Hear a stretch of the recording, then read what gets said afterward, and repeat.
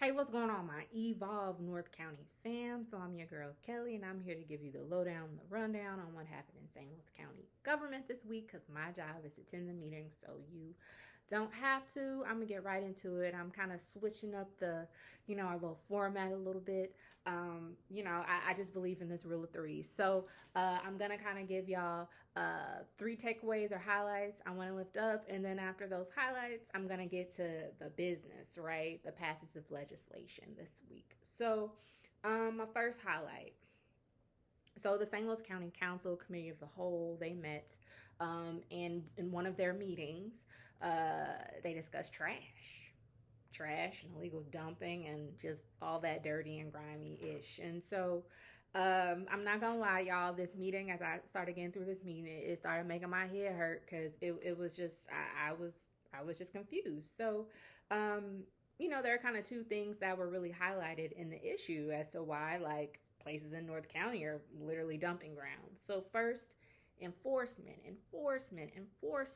Apparently there are ordinances and there are pieces of legislation on the books regarding not only residential requirements and things as far as trash removal, dumping, all of that stuff, but also for your business owners, right? Any property owner, whether it's a residential business. And so, which is cool, but if you don't have the capacity to enforce those ordinances, what good does it really do? So I know there's a gent from the Public Works Department. I can't think of his name right now, but he was really speaking to his staff being strapped, and so there are only things that they can do in issuing these write-ups or what have you when folks are reported for really violating these ordinances. And then also, so they find out who the property owner is. They give them the order. You messing up, then the courts become involved in that. And so again, there are issues with capacity and being able to really try people and make sure that they're held accountable with this dumping, trash, like all of this mess. And so then it gets even more confusing, which was really starting making my head hurt even more, is the unique geography of St. Louis County. So I'm going to use the city of Wellston to illustrate this point. So apparently in the city of Wellston, on like Lulu Ave, I guess it's basically literally a dumping ground. Everybody named Mama go over there and they just like dump stuff over there. And so the issue is that that's technically the city of Wellston.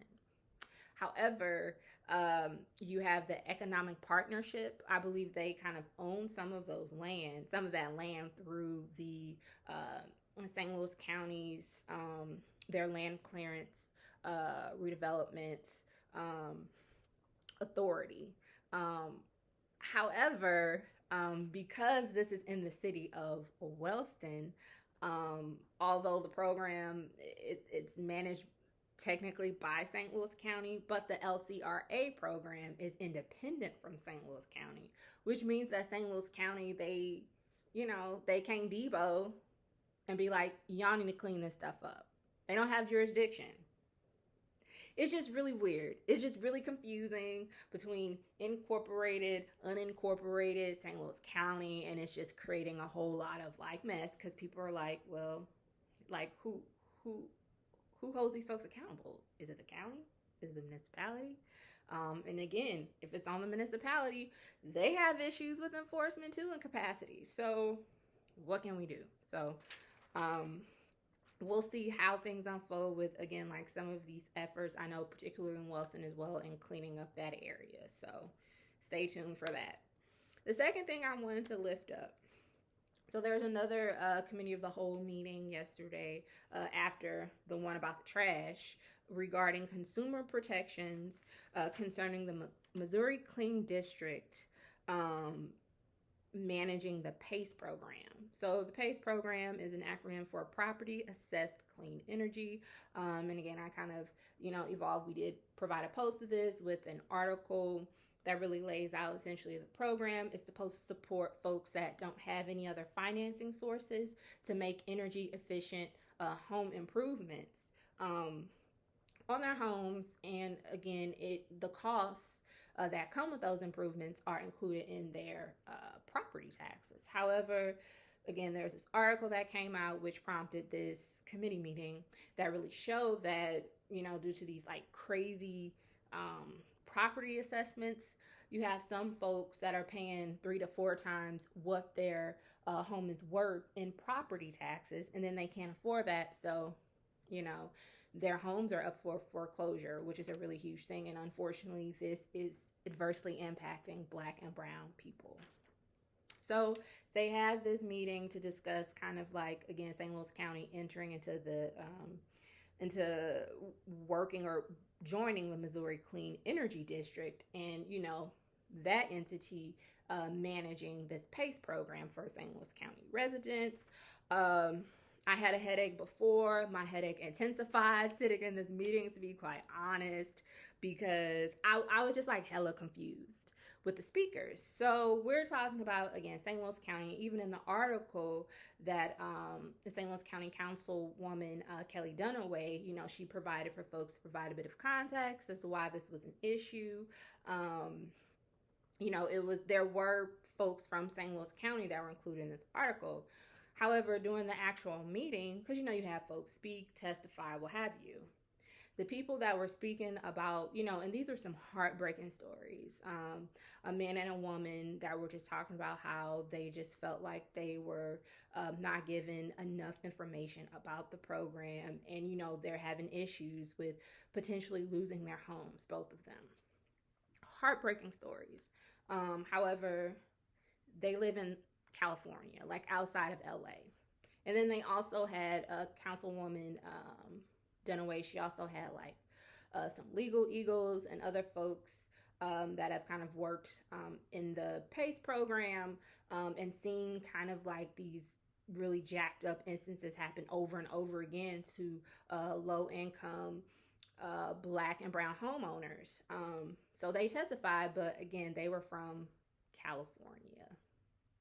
So there wasn't really anyone from the St. Louis area that was testifying about, I guess, the adverse impact the program had on them. So I was kind of really confused about that. Why didn't you have people from here testifying about it? And then there was some other gentleman, I guess, was identified as being on the PACE board for St. Louis County, but he said, yeah, nah, y'all, I ain't on that board. So, like, I was just, like, really confused and didn't really understand what the hell was going on and, like, who was, presenting and why, and I don't know. However, there will be another meeting to discuss this issue because, again, this legislation, it has been on the agenda for mad long, so they have to make a decision about it soon. So there'll be a part 2 to that meeting, and hopefully it's more productive and not as confusing as the first. Then the third thing I wanted to lift up was the St. Louis County Council meeting, and like, I don't understand why people got beef with Dr. Khan. So Dr. Khan is the new acting director, I guess, for St. Louis County Health Department. And so last week, I think it was, the committee of the whole, they, met, and, they kind of talk to folks that are up for appointment on boards and the like. And so Dr. Khan, he has yet, even though appointed by Sam Page, county exec, he has yet to be, I guess, formally approved by the county council, I guess, to serve in this role, even though he's been serving this capacity since like March, April, something like that. I don't know. So they were talking they were talking to Dr. Khan, about, whatever his qualifications and all of that.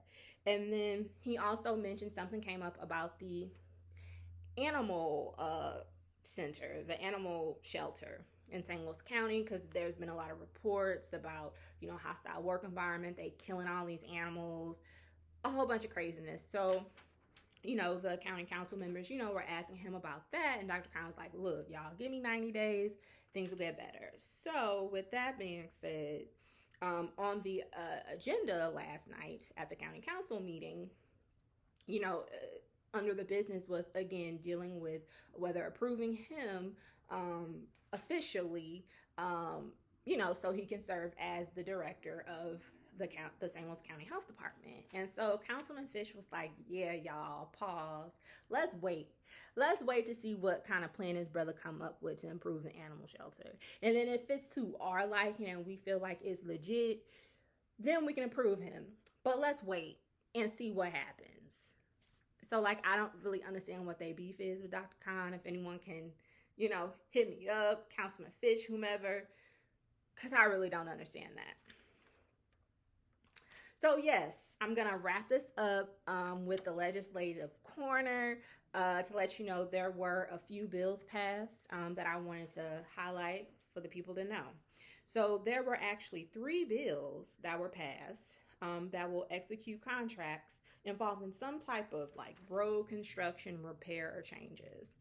So, one bill will widen a section of Hanley Road, partially in U City and also partially in Veneta Park. The second bill will support resurfacing projects on Paul Avenue, and we're talking Paul Avenue to Elizabeth Ave, Redmond Road, and New Florissant Road. And then also, there was a third bill that involves the West Florissant Great Streets project. And then another bill I want to lift up that was passed last night unanimously was Bill number 140, which authorizes the county executive to accept an emergency rental assistance grant in an amount up to about $30 million from the U.S. Department of Treasury. And that coin is going to go to support a housing stability assistance and services program. So that's all that I have for you this week. Please stay safe, stay well, and see you soon. Peace.